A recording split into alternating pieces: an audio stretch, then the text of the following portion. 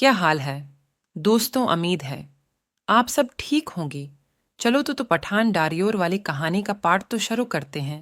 मेरी उर्दू बहुत अच्छी थी। उसी लई में अपने सारे मुलाजमीन भी पाकिस्तान से आए लोग ही रखती थी।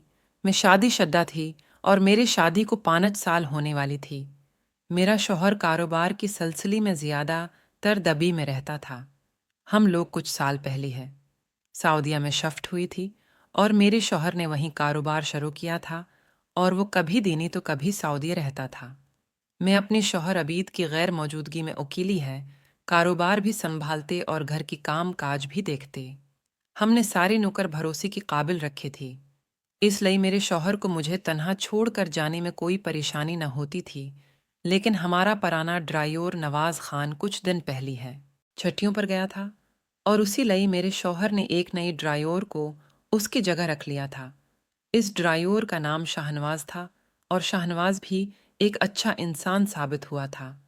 लेकिन आज अचानक उसने मुझसे जिस तरह से बात की थी, मुझे बहुत खौफ महसूस हुआ था।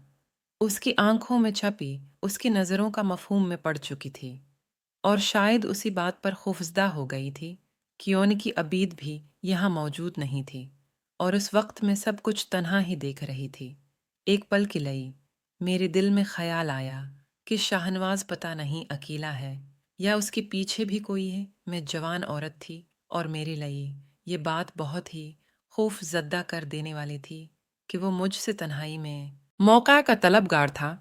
शाहनवाज ने मुझे घर छोड़ दिया था और मैं गाड़ी से उतरकर अंदर चले आई थे, लेकिन मेरे नगाहें यहाँ वहाँ घूम रही थीं। मेरे छठे हिस्स हमेशा बहुत तेज़ी से काम करती थी।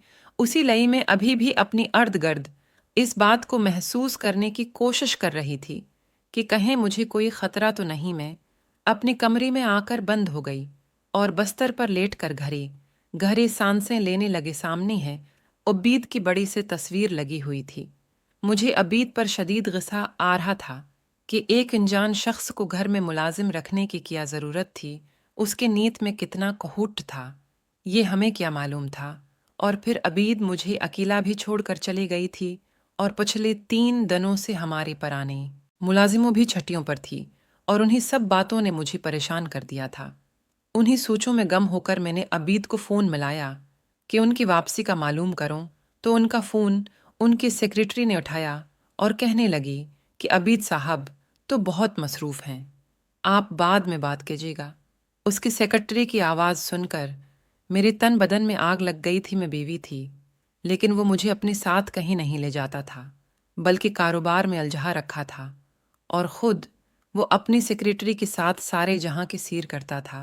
पीछे से आने वाले गानों की आवाज़ में और शोर से मुझे बहुत अच्छी तरह अंदाज़ा हो गया था कि मेरा शौहर उस वक्त कहाँ होगा और क्या कर रहा होगा।